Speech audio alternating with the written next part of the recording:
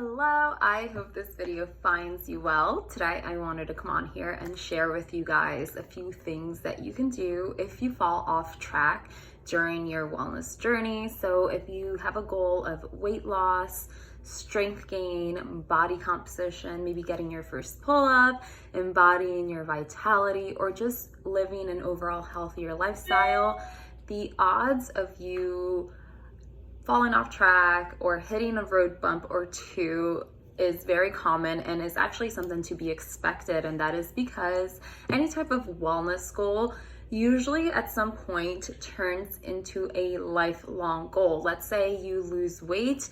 Well, once you lose that weight, you also have to maintain that weight loss. Same with strength and all of these wellness related goals. So it's really important to accept that your journey is never going to be linear. In fact, your journey is gonna look like a roller coaster for the most part. And it's really important to have that acceptance that you are going to hit those road bumps every once in a while, because what that can do is that it can help you not fall into that black or white thinking, that all or nothing mentality, that when you fall off track, you say, screw it, and I'm just gonna give up on this, or have yourself feel like a failure. So that would be the first thing, is to really make peace with that reality that a road bump is probably something you are going to experience on your journey.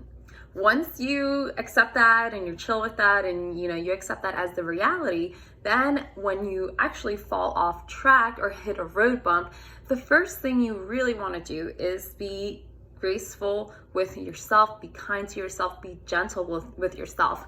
What that's going to do is that it's going to really prevent you from falling into that all or nothing thinking. It's going to prevent you from a lot of bad self-talk. It's going to prevent you from feeling like a failure. It's going to prevent you from really falling off track and just saying, screw my goals, like I'm over this, and quitting essentially. So it's really important to really establish that self-love with yourself and with your goals, because it's really going to be the cushion that's going to help you bounce back a lot quicker. After that, after you've been able to really be kind to yourself when you fall off track, you want to take some inventory and you want to see what actually made you fall off track. So this is actually a really great time for some self-reflection. This is when you can really be honest with yourself in a non-judgmental and loving way and really figure out what's going on. Did you move? Did you go back to the office? Did you start a new job? Did you fall in love? Did you maybe lose a loved one? Are you experiencing an excess of stress? Like, what's going on? Maybe your approach to reaching your goals was super unmaintainable, super unrealistic for your lifestyle. And all of these things can give you insight on how you can improve when you finally get back on track. So it's really important to just take the time to really self-reflect on why you perhaps fall off track. Could it be avoided? And you're gonna get so much insight when you do this step. The next thing you wanna do is to create a game plan that is realistic based on what you found out when you took the time to reflect on why you fell off track. You now know what you need to implement this time around when you set up a new game plan or a new plan of action to keep you aligned and keep you reaching for your goal. The biggest thing here is that if you're consistently falling off track, and this includes like the weekends, like if you're not sticking to your to your goals or to your eating program or to your workouts, like on the weekends, for example, this is a great time to simplify your approach. You want to make sure that your approach minimizes the chances of you falling off track. Again, this is why self-reflection is so important, so you can see what is working, what is not working, and you can really create a game plan that fits your lifestyle, that is going to set you up for success, that is going to be fun, that is going to be easy for you to maintain, that is going to give you a lot more self-confidence, more self-trust.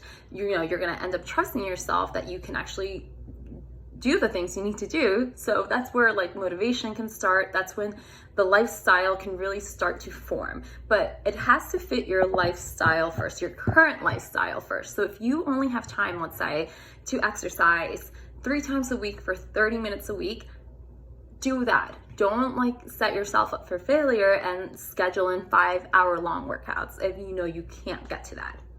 The next thing you want to do is that you want to make sure that you have some sort of accountability, whether it's hiring a coach, getting a trainer, joining a Facebook group, joining a gym, getting an accountability buddy, sharing your journey online, whatever you have to do to hold yourself accountable, you have to make sure you're doing that, because that's just one of the missing keys, is just being accountable, because accountability helps to produce consistency. Sorry, I'm like all over the place right now. It helps to produce consistency. So when it comes to any type of wellness goals, we're talking about habit change, we're talking about mindset change, and it's something that has to be done day in and day out, and having some sort of accountability to kind of like anchor you down and make sure and help you make sure that you're doing what you need to do consistently is going to be one of the biggest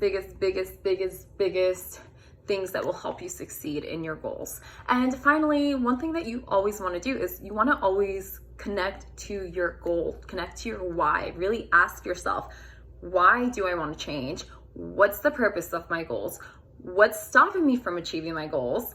How is not achieving my goals impacting my life in a negative way? And you want to really like take the time to stop and do a little bit of self-reflection around that topic.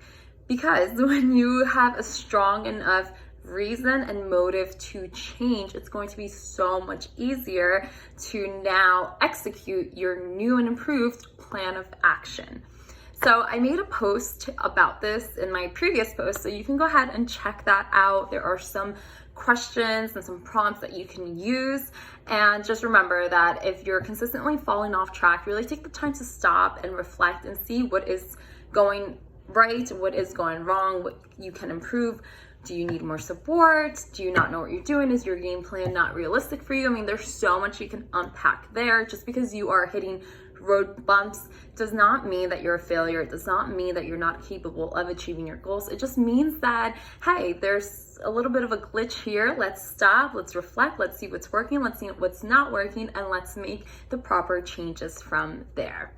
So again, I hope this video finds you well, and I will see you in the next video. Bye, have a good day.